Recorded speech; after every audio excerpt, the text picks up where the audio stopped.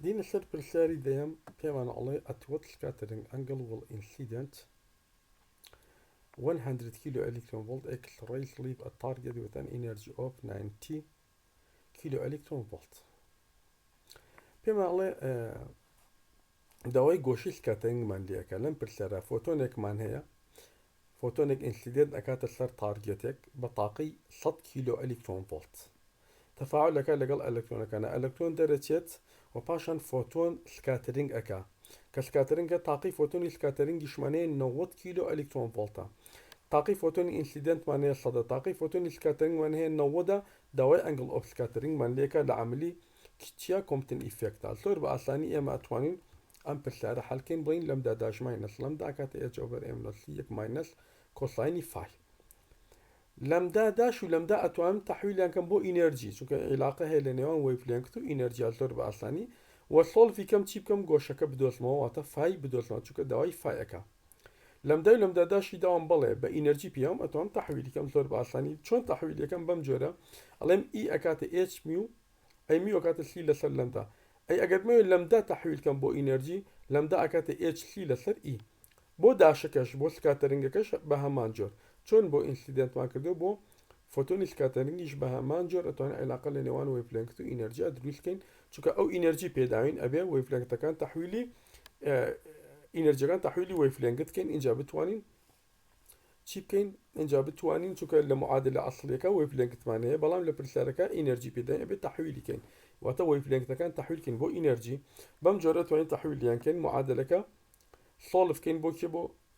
فاي كوسايني فاي دركين وهروها أليرا ريك يخينو ريك خسنيو كين لونيوان أم معادلة كالريك يخينو لم داسي كونستانتا لم دو لم داش مية أما أن تحويل كان بو إنرجي وكو أم معادلة أنا كإيبين أما تشون هاتوا أما لما وهاتو لم تحويل أنت سر كردوما إيوا تحويل كان لشوين يندانين لشوين يمو لم دو لم داشك أم قيمة تاني كهي دانين كداما نتماشاكين كوسايني فاي أدوتين أو بوينت شوار سيدو أكا أي انفرسي هردو لا ورقرين اتوين باساني گوشك بدو زينو اكاتا شستو چوار ديجري دين السر برساري ينصى a photon of frequency mu is scattered by an electron initially at rest. Verify that the maximum kinetic energy of the recall electron is given by this relation. photonic man هي frequency كي ميو سكاترينج اكا لبر اويكو تفاعل لقل الكترون اكا لحالي رستا اما زين ام تفاعلي فوتون وسكاترينج بكات لكات لقل الكترون اكا تفاعل لكات باشال سكاترينج كا دي اردي كومبتني فيكتا الله فيريفاي ذات بي سلمينا كوا ماكسيموم كاينتيك انرجي الكترون كم ببي اكات ام معادلي كوا دراو مادام كومبتني فيكتا ما معادلي كومبتن او دس بيدا كاين لامدا داش ماينس لامدا اتش اوفر ام نص سي يك ماينس كوسايني 5 Passion for the electron to have the maximum recall energy, the scattering must be 180 degree كاتا بوي electron maximum kinetic energy هبيت أبي قوشة كمان تنبي قوشة كمان صوها اشتابت أليرا وطا maximum shift ما نبت دلتا لمدا داش ماينس لمدا كاتا دلتا لمدا قورة قيمتي أبيت أو كاتا تي أكين يا كم حالة قوشة بصوها اشتاد دوم حال أم لمدا تحويل أكين بوكشي تحويل أكين بو فريكوانسي شو هلا معادلة كيما فريكوانسي معناها كاتا هر لمدا كاتا سي لسر ميو باشان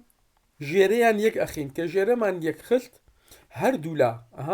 أما أنا جيري يعني بو فريكوانسي داش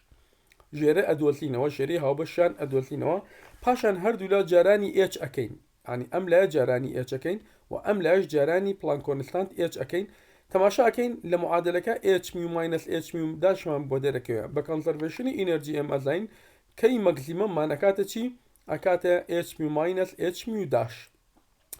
باشان كأما دلتك هشتا أم معادلة طواونية أجر براردي كان بوي سر وهشتا نطواوي هيا بيويستا تشيب كين أم ميو داشش بقورن شو كان المعادلة كي سر ميو داش مانية يعني فريكوانسي داش مانية هي سكاترينجي فوتون بلكو أبي تحويلي كان شو تحويلي كان the velocity of light بيش تفاعل وباش تفاعل قيمتي كونستانتا يعني سي هر أكاتا سي داش هردو كيشان سي جارين دتوان هشمت اللسر سكند بوي معادلة يقدروا سكين اگر دولا دنیا هم كينو ميو داش لمدا داش اكاتا ميو لمدا هذيك كيشان اكاتا سي يعني velocity ياخد speed of light باشان اما ميو لمدا لسر لمدا داش او كاتا توان تشيب كين ئەم لەم داداشە دیسان لەم معادلەیەوە کاتە چی کاتە گۆشەکەمان 180 بێت ئەها لەم داداش لەم معادلە کاتە گۆشەکەمان 180 بێت لە شوێنی لەم داداش تعویز دەکەین پاشان دابەشی لەم دایکەن ئەم لەم دای سەرەوە بینە خوارەوە هەردوو لا ئەم لایە ئەو لایە دابەشەکەین ئەم معادلەیەمان دەست ئەکەوێت پاشان دەلتا لەمدا دەلتا لەمدا لەسەر لەمدا ئەم دەلتا لەمدەیە بۆ مەگزیمم شفت کاتێک گۆشەکەمان 180 بێت دەلتا ینی ئەمە کاتە دەلتا لەمدا کاتێک گۆشەکەمان 180 بێت ئەکاتە چی گۆشەکەمان 180 بێت ئەکاتە دوو لەم داسی ئەم دەلتا لەمدای کاتە دوو لەم داسی واتە ئەمە کۆساینی 180 کاتە ناقص یەک ناقل جاران ناقص دەکاتە یەک زائد یەک ئەکاتە دوو h over m نۆسی شەکاتە لەم داسی بەم جۆردایانین و پاشان ئەم لەمدایی ئێرە جارێکی تەحویلەکەمون بە c over میو ئەمە لەمدایە تەحویل یەکەم کە تەحویلم کردو ئەم بڕام دەسەکەوێت ئێستا دەلتا لەمدام زۆر بە ئاسان کاتە دوو لەم داسی وتان بۆ گۆشەکەی 180 کەواتە تعویلەکەم لە شوێنی هەموو میوداشێکی ئێرە ئەم قیمەتی میوداشی کە بۆم دەرچێت تعویل یەکەم میوداشمەیە ئەم میوداشە معادلەیەکم دروست کرد لێرە لە شوێنیە تعویل دەکەن کە تعویلم کرد تەماشا ئەەکەم کەی مەکسیمم ئەکاتە ئەم قیمەتە ئێستا گەر لەم داسیەکەش تعویل کەمەوە جارێکی تر بە h over m نۆسی ڕاستەخۆ ئەم معادلەی سەرۆم بە ئاسانی دەست ئەکەوێت این سر پرسیاری دوانسا پێمانڵێ a positron collides hereon with an electron and both are annihilated پۆزیترۆنێکمان هەیە تەفاعل ئەکات لەگەڵ ئەلکترۆنێکە هەردووکیان بە عملی ئەنهیلیشن وتمان کاتێک پۆزیترۆن کە ئەنتی پارتیکلی ئەلکترۆنە تەفاعل ئەکات لەگەڵ ئەلکترۆنە چی دەرەچێ هەردووکیان ئەنهیلیشن ئەکەن کە ئەنهیلیشنیان کرد دوو فۆتۆن دەرەچێ بە عکسی تیجا Each particle had a kinetic energy of about 1 mega electron volt. هەر یەک لە پارتیکلەکان kinetic ئینەرژیان پێیاوین ئەکاتە 1 mega electron volt. Find the wavelength of the resulting photons. داوای وێڤلێنگثی ئەو فۆتۆنەمان لێ دەکات کە لە ئەنجامی ئەنهیڵیشنی ئەلکترۆن پۆزیترۆن دروست ئەبێت ئێمە زۆر بە ئاسانی ئەتوانین چی بکەین توانین ئەم معادلە بەکاربێنین ئێمە ئەزانین ئینەرژی ئەکاتە h میو یعنی h جارانی فریکوێنسی شەکاتە چی سی لەسەر لەمدا ئەی کەواتە لەمدا ئەکاتە h c over e ئەم ئیە ئی تۆتەڵە ئینەرژی تۆتەڵە بەڵام لێرە کاینەتیک ئینەرژی پێداوم ئەگەر ئەم ئینەرژیە ئینەرژی تۆتەڵ لە چاپتەری یەکە خوێندومانە ئەکاتە ڕێست ئینەرژی زائدەن کاینەتیک ئینەرژی وەکو لێرەشە ئاماژەم پێکردو و نووسیمە بۆتان کەواتە ئەم ئی تۆتەڵە ئەکاتە ڕێست ئینەرژیەکەی زائدەن کاینەتیک ئینەرژی ڕێست ئینەرژی بۆ ئەلکترۆنیا بۆ پۆزیترۆن ئەکاتە m نۆت سی توان2 و قیمەتەکەشی 0.511 مێگا ئەلکترۆن ڤۆڵتە کەواتە یەک ئەلکترۆن ڤۆڵت ئەمە کاینەتیک ئینەرژی زائدەن ڕێست ئینەرژیەکەی کە 0.511 ئەکاتە 1.511 مێگا ئەلکترۆن ڤۆڵت تەحویلی شەکەینەوە بۆ ئەلکترۆن ڤۆڵت دەتوان شەش یەکێن چووکە لەسەر ئەلکترۆن ڤۆڵتمانەیە و هەروەها لە کۆتایی یاچی ئەدۆزینەوە لەمدا ئەدۆزینەوە کە ئەکاتە 0.821 پیکۆمەتر زۆر ئاگاتان لێبێ ئەم ئیە تۆتەڵ ئینەرژیە ئەوەی کە یاوێتی لە پرسیارەکە کاینەتیک ئینەرژی بۆیە تۆتەڵ ئینەرژی ئەکاتە ڕێست ئینەرژی پلس کاینەتیک ئینەرژی کاینەتیک ئینەرژیەکە یەکە ڕێستەکەشی 0.511 بە مێگا ئەلکترۆن ڤۆڵت پێکەوە کۆیانەکەینەوە کاتە 1.511 مێگا ئەلکترۆن ڤۆڵت بەم جۆرە ئێمە توانین لەمدای فۆتۆنەکە بدۆزینەوە پاشان ئێنە سەر پرسیاری سیانسە دوو لە قەلقی ئەی پێمان ئەڵێ شەودات پیشانی بدە The thickness x1/2 of an absorber required to reduce the intensity of a beam of radiation by a factor of 2 is given by this relation. باشە لە لقیەکە ما پێمان ئەڵێ پیشانی بدە ئەم half thickness کەوا هەمانە ئەم half thickness ئەمە لە دەرسا خوێندومانە بریتە لەو thicknessەی کەوا intensity original beamەکە کەم ئەکاتەوە بۆ نیوەی خۆی یعنی بۆ نیوەی ئەسڵیەکە ینی بۆ نمونە ئەگەر ئینتێنسیەکەی 100 ئاربیتراری یونت بێ ئێکسێک لەسەر دوو ئەو thicknessەیەکەوە شیدەکە ئەکاتە نیوەی خۆواتە ئەیکاتە لە 150 ئەسڵیەکە ینی ئەگەر 100 ئاربیتراری یونت بێ ئەیکاتە 50 ئاربیتراری یونت کاتە ئەبێ ئەم معادلەیە بسەلمێنین یاخود ئیشتقاقیکەین پاشان پێمان ئەڵێ لقی بیا find the absorber thickness needed to produce an intensity reduction of a factor of 10 ئەمجار معادلەیەکی ترمانەوێ ئەو thicknessەی کەوا شدەی ئەشعەکە بە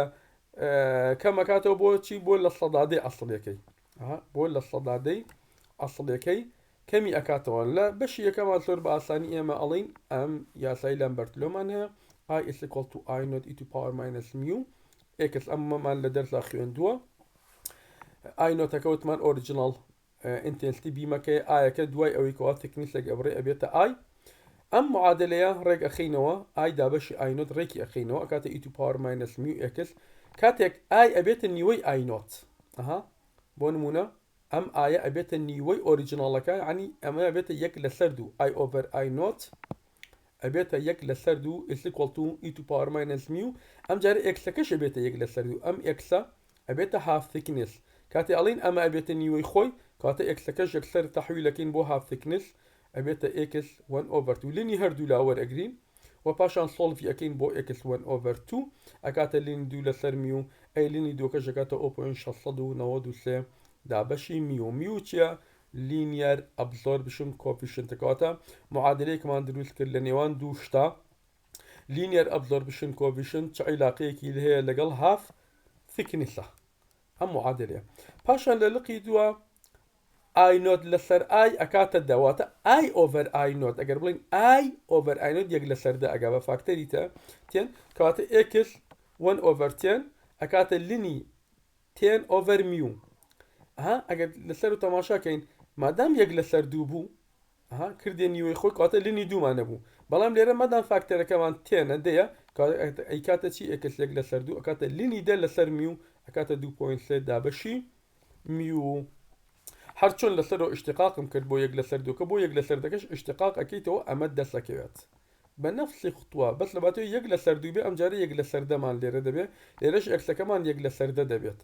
صول في اكيد هو جاري كيتر ام معادلة اخير مان باساني دس اكيات باشان اين سر برسالي چواردم بيمان الله the linear absorption coefficient for 1 mega electron volt gamma ray on lead is 17 متر inversa. Find the thickness of lead required to reduce by half the intensity of a beam of such gamma rays. Linear absorption coefficient من هي بطاقي بو gamma ray بطاقية ميجا إلكترون فولت لليدا أكاتا 17 متر inverse. Find the thickness of lead required to reduce by half the intensity of a beam. دواي شي ماليكا دواي اكس ليك لسردو ماليكا وتمان اكس ليك لسردو بريتي لو ثيكنيس ليك واش شدي اشياء اكاتا نيوي خوي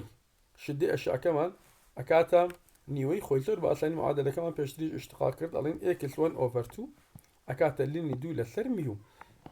لينير ابسوربشن كوفيشنت كي بي داين بالي بي ياوي كاتا ليني دوش مالكاتا 0.6 دابشي ميو كي كهمانا كاتا اكاتا 10 اكس 1 اوفر 2 أكاتا 8.9 مليمتر لليد مان بيويس لبو أول شدي أشياء كمان ببيتا نيوي أوريجينال لكا دي نصير بالسالي بانزا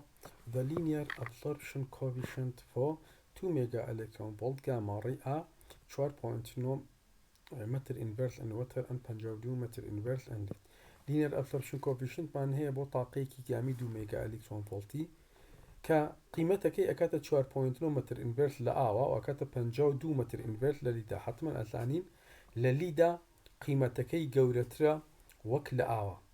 بو چونکە وتمان لید یەکێکە لەو مەتریاڵەکەەوە ئەتۆمیک نەمبەری بەرزە لە زۆربەی ئەو شوێنانەی کەوا کۆنتامینیشن بە ڕێدیشن یا ئێکسڕی لێبێت بۆی پرۆتێکشنی خۆمان بکەین لید بەکارین هەر بۆیە تەماشاکەین تاقەکەمان بۆ هەردووکیان بۆ فۆتۆنەکان یاخود بۆ گاماکە هەردوو مێگا ئەلکترۆن ڤۆڵتە بەڵام لینیەر ئەبسۆرپشن کۆفیشنت لە لیدەکە زۆر گەورەترە وەک لە ئاوەکە. پێمان ئەڵێ what thickness of water would give the same shielding for such gamma rays are 10 mm of lead. ئەڵێ پێویستە چەند ثیکنیسی ئاوەکە چەند بەکاربێن بۆ ئەوەی هەمان شیلدینگی لیدم باتێ کاتێ 10 میلیمەتر لە لید بەکاربێنم ئەبێ ثیکنیسی ئاوەکە چەند بێ بۆ ئەوەی هەمان پرۆتێکشنم دەستکەوێ بۆ هەمان مەبەستی شیلدینگ بەکاری بێنواتە کاریگەری تیشکەکە چۆن 10 میلیمەتر ئەگەر لید بەکاربێنم ئەی ئا باشە چەند لە ئاوە بەکاربێن بۆ ئەوەی کاری 10 میلیمەتر لیدەکەم بۆ بکات زۆر بە بەسیتی ئێمە ئەم پرسیارە حەلەکەین بە دوو لاو دوو نێوان ئەڵێین linear absorption coefficienتی ئاوەکە جارانی تکنیسی ئاوەکە ئەکاتە چی ئەکاتە linear absorption coefficienتی لیدەکە جارانی تکنیسی لیدەکە واتوانین ئەم معادلێ ساڵ بکەین بۆ کێ بۆ تکنیسی ئاوەکە بەم جۆرە تکنیسی ئاوەکەمان ئەکاتە تکنیسی لیدەکە جارانی لینەر ئەبسۆرپشن کۆفیشنتی لید لەسەر لینەر ئەبسۆرپشنی ئاوەکە ئێکسی لیدەکەی پیاوین 10 میلیمتر تەحویلەکەین بۆ مەتر چونکە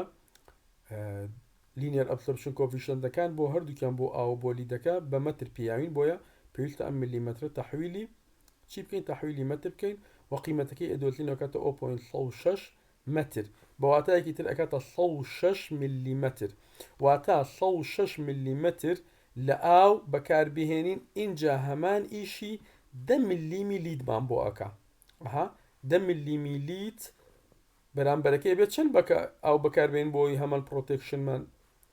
دەستکەوێ ئەبێ 106 میلیمتر لە ئاو بەکاربێن بۆی هەمان کاری 10 میلیمتری لیدەکەمان بۆ بکات لە پرسیاری ئەخیرە پرسیاری 16 پێوان ئەڵێ the sun's mass is دوو جارانی دەتوان 30 کیلۆگرامە بارستایی خۆر ئەوەندە قیمەتەیە دوو جارانی دەتوان 30 کیلۆگرامە and it is radius radiusەکەش 7 جارانی دەتوان 8 مترە find the approximate gravitational redshift in light of wavelength is 500 nanometer emitted by the sun داوای چیمان لێکە داوای approximation gravitational redshift مان لێکە کاتێک چیمان هەیە wavelengthەکەی پیاوین wavelengthi ئەو فۆتۆنیکەوە لە سەنەوە دەرەچێت ئەگەرات و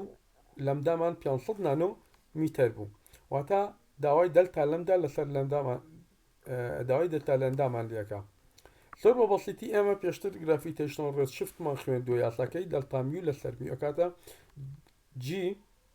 ئەمە کۆنستانتە جارانی ئێم ماسەکەی کە پی یاوین لێرە سی تواندوو سپید ئۆف لایتە و هەروەها ئارەکەش ڕێدیەسەکەی کە پی یاوین لێرە هی خۆر کاتە ئەم قیمەتان تەعویلەکەین کۆنستانتەکە جارانی ماسەکە دابەشی سی و جارانی ئاری ئەەکەین و پاشان قیمەتەکە دۆزینەوە دەلتامیو لە سەربی ئەکاتە ئەو قیمەتەی کەەوە پێی یاوین دواتر چیەکەین ئەمە تەحویلی ئەمە دەلتامیو لە سەربی و تەحویلی لەمدایەکەین عنی شفتەکەمانەوێ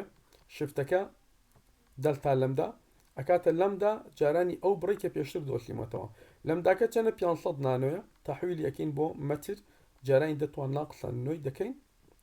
جارانی دەتوان ناقسە نوۆی دەکەین و پاشان جارانی ئەو قیمەتێک کە پێشتر دۆسیمەوە هین تەعویلەکەین تەماشاکەین دەلتا لەمدا شفتەکەمان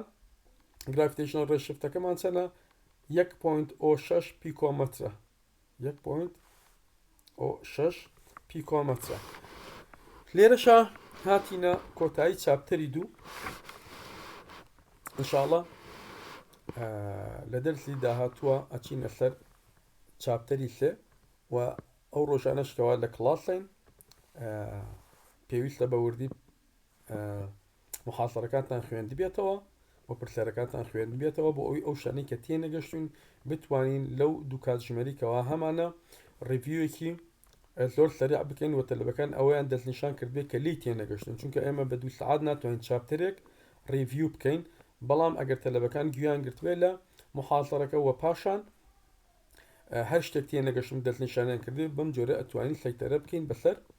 دەرزەکە بە هیوای کاتێکی خۆش بۆ هەموو لایە